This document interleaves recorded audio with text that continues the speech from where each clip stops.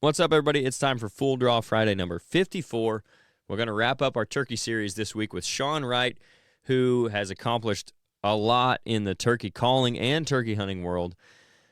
We're going to get into how you get the turkey in the back of the truck. You know, he brought that up in the podcast, and at the end of the day, that's what it comes down to, putting those things in the back of the truck at the end of the hunt. So we're going to tell you guys, he's going to go over some things that will help you be successful this year in the woods. Going to kind of put a bow on this three-part series that we've been doing. So make sure that you stay locked in for that. I will say at the beginning for about a minute and a half there, the audio is a little bit broken up. That was my bad. I had the phone hooked up the wrong way, but I got it fixed. So don't turn it off in the first minute and a half just because the audio is bad, because I promise it's better after that. So stick with us. I think you guys are going to really enjoy this one, and you stand to learn a lot from it. I think I did. I know that I picked up some things all throughout this turkey series, talking to Rip, talking to Nick, and now talking to Shon. And a big shout out to those guys for taking the time to help us out. You know, I know very little about turkey hunting. I'm learning more as we go. I was fortunate enough to have Nate here when we talked to Rip, and he's way smarter on it than I am. But I'm just kind of probably more lost than most of you guys listening when it comes to this turkey hunting stuff. So it's been a good experience for me, and I think hopefully it's been the same for everybody out there listening. So let's get into Full Draw Friday number 54 with Shon Wright.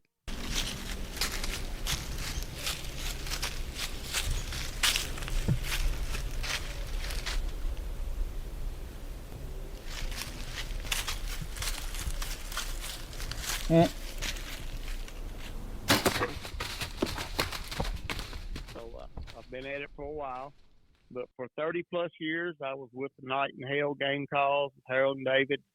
I was at the first time in 1989, they had a state turkey calling contest, and I won the state turkey calling contest here. And they both confronted me about being on their pro staff, and it was, like a dream come true. So, and being able to spend time with them and actually hunt a lot with both of those guys, which they are just unbelievable woodsmen, and the knowledge they have on it. I mean, they just really took care of me.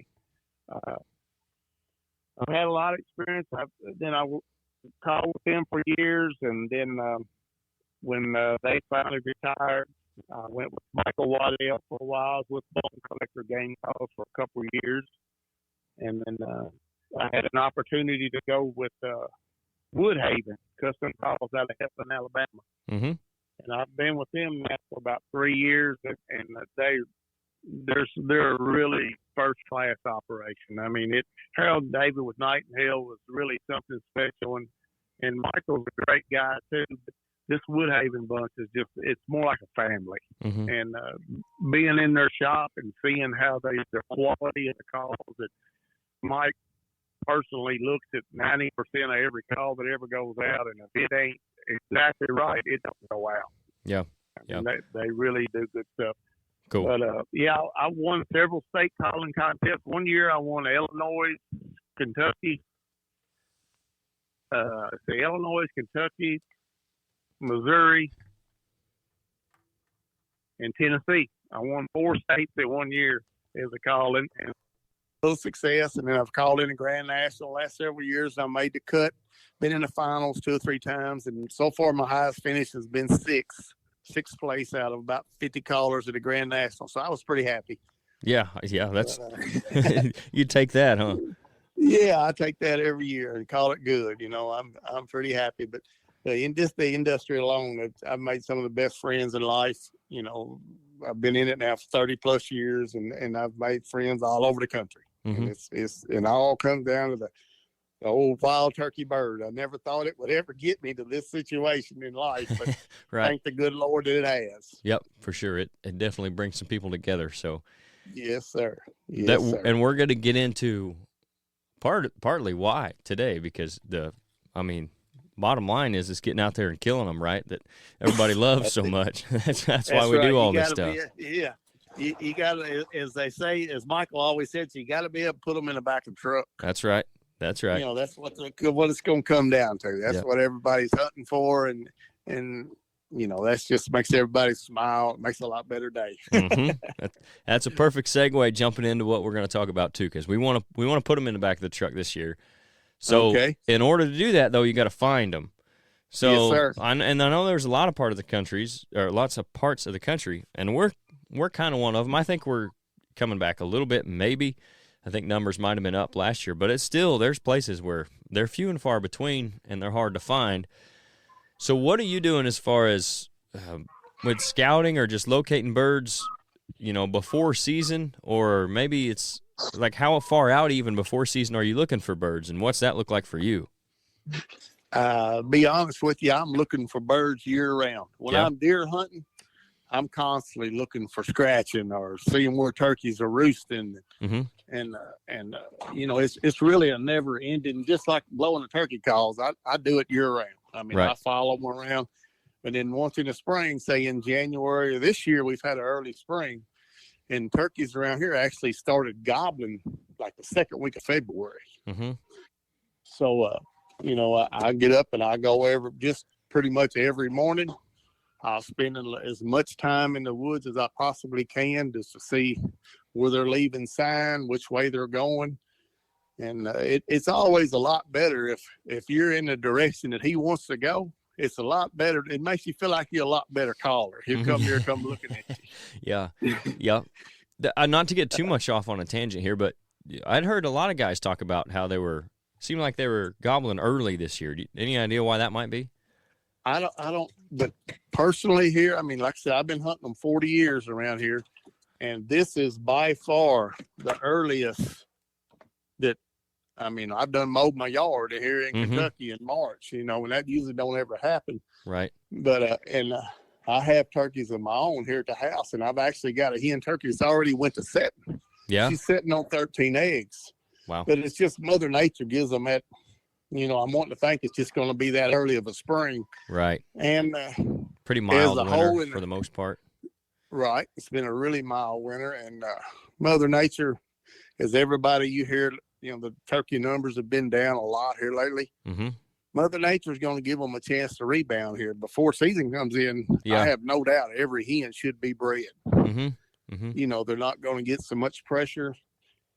And I just think this Mother Nature's taking a course, going to give them a year to rebound and hopefully have a good hatch this spring and do really well in the future. Yeah, that seems to be the way it works. Like if it doesn't get taken care of by us or conservationists, and Mother Nature is going to take care of it one way or the other for better or worse. That's exactly right. It'll correct itself one way or the other. So, if they're getting bred early, it could make for tough hunting. But if you guys are looking for your own piece of ground to manage and hunt, Rodney Hawkins is the guy you need to talk to. He grew up hunting and fishing in Southern Illinois, and he's now putting that love for the outdoors into selling recreational properties as a land specialist with Midwest Farm and Land. Midwest Farm and Land isn't your average real estate company. They do residential properties, but they also do a ton of recreational property sales as well. Rodney himself sold over $7 million worth of properties last year alone. They've got agents like him all over Illinois, so they're really a local company with a national reach. For more info on them, what might be available, or even getting your property listed if you're looking to get rid of one and maybe get into something else, you can contact Rodney directly at 618-925-3153, and he'll get you taken care of. He's also got his own company called RG Outdoors that currently has products from Radix Hunting, Tactacam trail cameras, Camo Dust, and he's adding new stuff all the time. So if you're interested in any of that, go over to their Facebook page, RG Outdoors. Email them at rgoutdoors@yahoo.com. Or again, just call Rodney directly at 618-925-3153. That's what I'm telling these guys here. I'm expecting the first week of season for it to already be hen setting. And it could be really good first week. I mean, turkeys could respond to you really good. But I'm also expecting the last week of season to be almost done. Yeah. You throw a little bit of pressure on them and they done been breeding for 2 months, they're going to back off. So I'm not expecting a lot when May comes around here. Right. But I think it's going to be an early spring. It sure is. Yeah. So like you said, you're looking for these birds basically year round and trying to figure out where they're going to be and where he wants to be. So like you said, you can bring him to you even make your calls a little bit more effective, because if you're in an area he wants to go anyway, you may not even have to do the right things, and you just being in the right spot might help you. So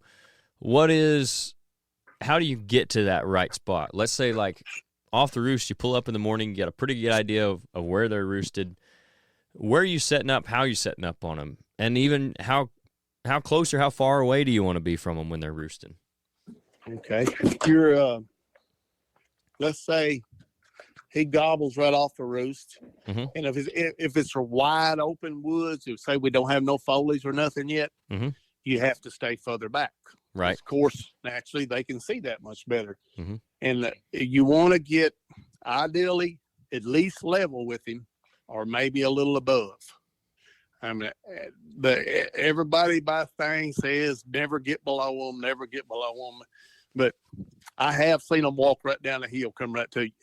Mm-hmm. But you should get level and get as close to them. I'm talking 60, 75 yards if the terrain will let you. If you got a little ridge top there where you can get down below this side and walk down and then just ease up mm-hmm. close to him. You know, just don't go blundering right out across a wide open flat woods straight at him, because he's going to see you. Right. But the terrain and your woodsmanship is, to me, 75 to 80% of a turkey hunter. You got to be able to just maneuver around without don't go just stomping down the top of a big ridge and with no foliage where they can see. If you can see 200 yards, he can see 4. Right. Exactly. That seems to be something that comes up pretty regular, and I think every episode we've done so far on the turkey series and when you talk to turkey hunters and talk about it, is woodsmanship and having an idea of what you're doing out there.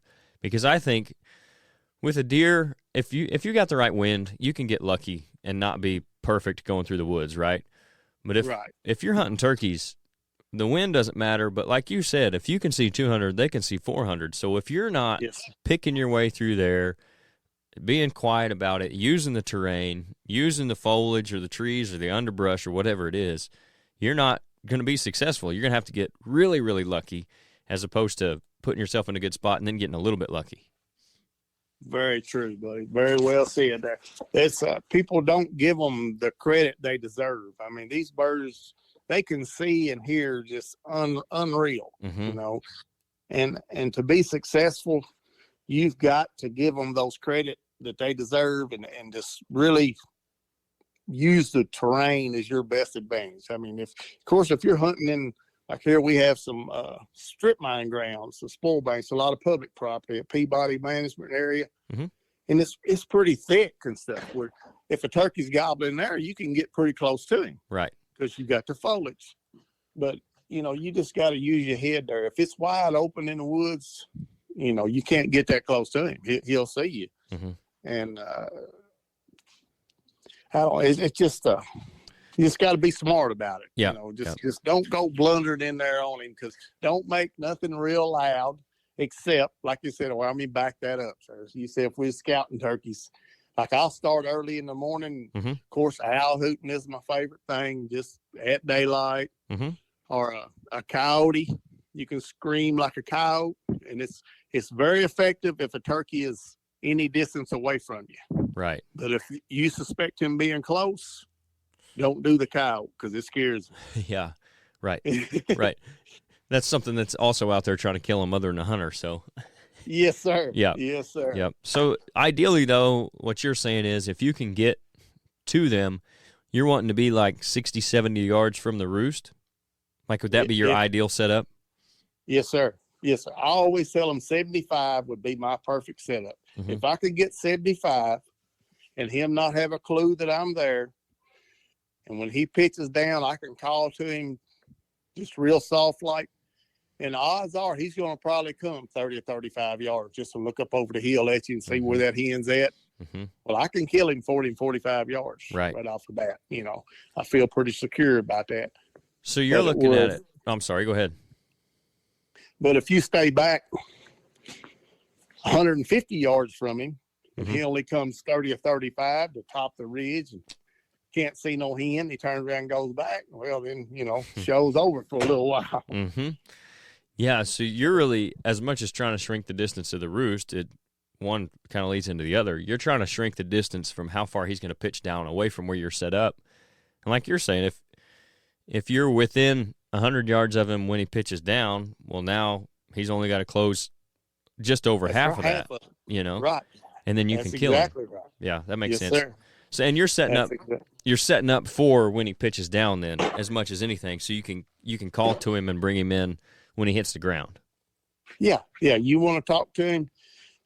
I like if I can get set up on a tree, I'm going to give him just enough, just a couple little short bubble clucks or a little soft yips. And if he ever answers it one time, I won't do nothing else till he flies down. Mm-hmm. Because you'll hear him fly when you're that close. So as soon as he hits the ground, I'll give him a kind of excited little series of yips, not a lot. Mm-hmm. And most of the time he'll gobble, and he's going to walk up there and check you out because you're already on the ground, and usually the gobblers are the first one down. Right. So he's trying to figure out who beat him to the ground. Yeah. Like, where'd you come from? Exactly. We actually talked to Nick last week, too, a little bit, Nick Wilson, about talking to the hens some. So if you have a gobbler that's not real vocal on the roost because maybe he knows where his hens are at, but you get a hen excited or mad at you and talking to her, maybe you pitch the hens down towards you. Have you had success doing that kind of stuff, or have you seen that when you've been out? Yeah. The off-season is upon us, and we all know that the path to success next season starts now.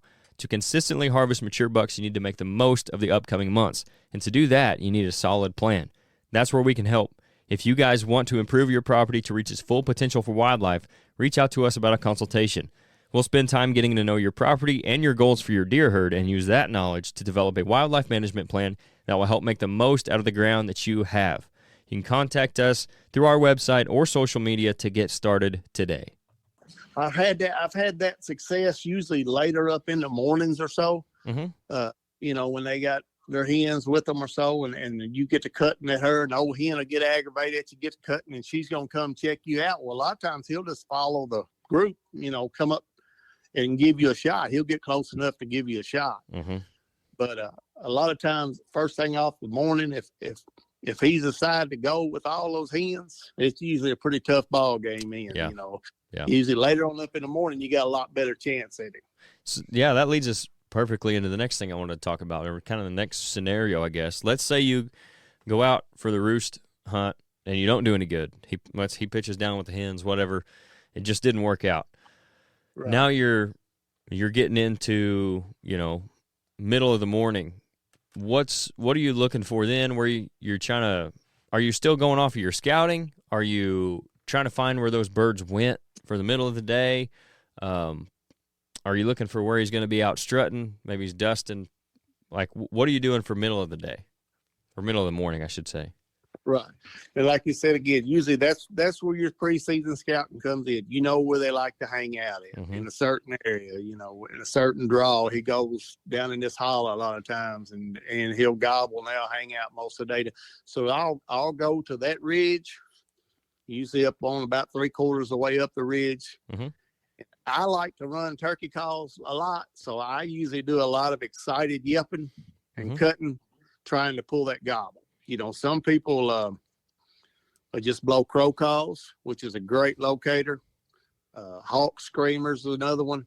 Just need a little something for him to give away where his location is. Right. But I'm going to be running a turkey call because I try to position myself at all times where if a turkey gobbles, can I just sit down right here and be okay? Mm-hmm. I mean, that's why I say I don't go all the way to the top of a ridge. I'll walk 3/4 of the way around the side of it, where if one gobbles just over the hill, I'm good. Mm-hmm. Because usually the side that you're on, he's going to probably see you, but you got the whole other side where if you're walking down the top of it, he's going to see you on, on either side. They're going to see you. Yeah, you don't have a chance. Right, exactly. Not unless he's gobbling on his own way down there or something, and you know about where he is. Mm-hmm. But as far as just walking and hoping to find a turkey, that top of the ridge walking is pretty tough without no foliage. They'll see you. Yeah. You have pretty good luck getting them to respond in the middle of the morning. or does it take I more do. work? Well, if you run across a turkey that don't have hens, Mm-hmm. a lot of times, I mean, soon as you can't hardly sit down fast enough sometimes. I mean, he'll just come running straight at you. And then every now and then you'll run into one that's got 6 or 8 hens with him. And he'll want to gobble about once every 10 minutes or so. You just got to keep him interested enough that he'll gobble, and just keep positioning yourself to where hopefully you can get around in front of him, or one of the hens will finally get mad at you for talking so much to him, and she'll want to come up there and hope he follows you. Mm-hmm. Mm-hmm. And in that situation, which I think we may have hit on it again there last week, if you got those hens coming at you and he's following them, it's good that he's coming to you, but man, that's when you really got to sit in there tight and be ready, because you got a lot of eyeballs on you. That's exactly right. Yes, sir. You better be ready. Your gun better be pointed in the right direction already. Yeah, that's right. So what's something that, and maybe it's something that you've done in the past or that you see other guys do or talking to guys hearing about, what's something that you think is one of the biggest things, or even if it's a handful of things that keep guys from being successful in the turkey woods? One of the biggest ones is they never pattern their shotgun. Mm-hmm. They don't, because I know it sounds silly, but every shell will shoot different in every gun. It don't matter if my brother's got an 870 that shoots Federals perfect, but he's going to shoot a Remington. It might shoot completely different. Mm-hmm. You need to pattern. Make sure you pattern your shells that you're going to hunt with. Another one of the biggest things is overcalling. When they set up on a turkey, that don't just keep screaming at the turkeys. I mean, just think about turkeys in wild and just be real to them. Mm-hmm. Excuse me. Are you good? And that's one thing. And just impatience. Patience is a huge virtue in turkey hunting. Yeah. Especially if the goblin's slow that day or something. But just have patience on your calling, that you can just sit there and set a spot for 30 or 45 minutes and just try not to move it. Just move your eyes just to see and listen, Mm-hmm. And so if you're in that spot where you're sitting there for 30, 45 minutes and you're just not hearing anything, you obviously don't want to overcall. Are you doing any calling at that point, or are you just listening and waiting for something? Are you calling a little bit? What are you doing in that spot? I'm gonna call, but I won't call a lot. I'll call, say, every 10 minutes, mm-hmm. every 15 minutes. I'll run a quick little series of pop pop, and then maybe run a little series of excited yelp, and just sit and listen for another 10 or 15 minutes. Right. But it's kind of like the mornings that you get up and you don't hear no little birds singing or nothing in the woods. It's just kind of one of those dead mornings where you don't hear crows or blackbirds or nothing. You just kind of the feeling of the same thing toward the turkeys. If everything else in the world is not real vocal and just kind of a dead day, well, just call real low and real minimum, mm-hmm. just soft yelps and not a lot of them. And then you'll have days where whippoorwills are screaming before daylight and the hoot owls are hollering and turkeys are gobbling. Well, you can call a lot more then. You can call a lot more aggressive and stuff, but just let Mother Nature show you how the turkeys are going to be feeling that day. Yeah. I mean, just pay attention to everything in general, and it's a big plus to you. Yeah, that's another thing that is you hear over and over again is trying to be sound and be like a turkey. I think a lot of times we get out there and we got this new call we want to try, or we saw some guy on a hunting video that did this, and we got to do that, and we get out there and it's like we stick out like a sore thumb instead of just kind of blending in and taking in the atmosphere like you're saying, and using what the woods has given you, and then just kind of blending a little bit. And obviously, to some extent, you have to stand out because you want him to come to you instead of another hen.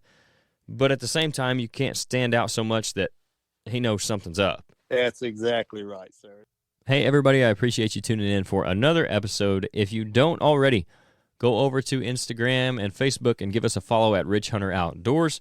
We also have a private Facebook group called Ridge Hunter Nation where you guys can have some input on the show. You can ask us questions. You can ask upcoming guests questions.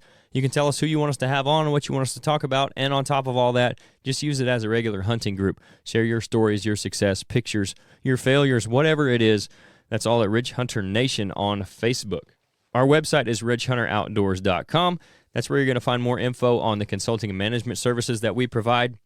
We also have the podcast posted on the website with some other content as well. And we have our merchandise and our food plot seed. And if you find any of that stuff that you want, make sure you use the discount code RHOPOD. That's all caps, no space, and you get 10% off your entire order there.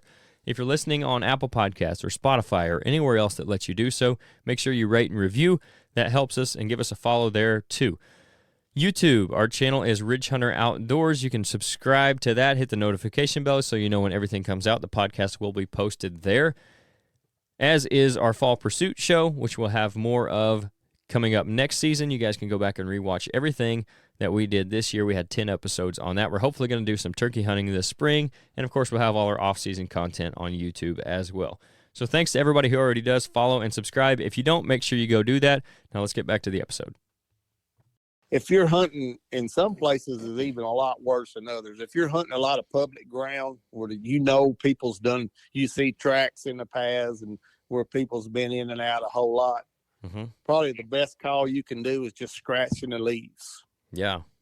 Cluck and purr, scratching the leaves. Just something real turkey-like that's not loud and ain't going to scare them. I mean, that is one of the most, there's a lot of calls that a turkey will gobble to, but the scratching in the leaves and clucking and purring, that's the calls that puts them in the bed of the truck. That's right. That's the ones they're going to come to, right? That's right. That's the one they think's real. You just off one or two note yips and just clucking and purring and scratching them leaves, and you'll fool a whole lot of turkeys doing that. You know what? I think on every one of these episodes I've made some kind of reference to deer hunting, because that's like me personally. First and foremost, I'm a deer hunter, and I'm getting to where I'm loving turkey hunting too, but there's a lot of parallels and part of it's woodsmanship, but also like on the calling side of it, if you got a buck that's hung up and it's during the rut and he's over there all mad, but you've grunted at him and you can't get him to come in, it seems like, I mean, I've had a lot of luck with it, just like what you're talking about, shaking a tree limb or scratching leaves, doing something that's natural that gives them that extra, okay, that actually is a deer, or in this case, okay, that actually is a turkey. It's not just, some other redneck sitting behind a tree with a shotgun and a mouth call. That's actually exactly turkey right over there. Yes, sir. And like for instance, your buck deer in the rut, and then the turkeys in the spring, it's the same format there, just different times of the year. And if it's any little chance at all that old gobbler might, that may be a turkey over. That sounds kind of real. I mean, odds are he's going to come check you out, Yeah, they just can't help it. Sound like they're just blowing a cow horn, horn on his truck. He's probably not going to come over there. Exactly.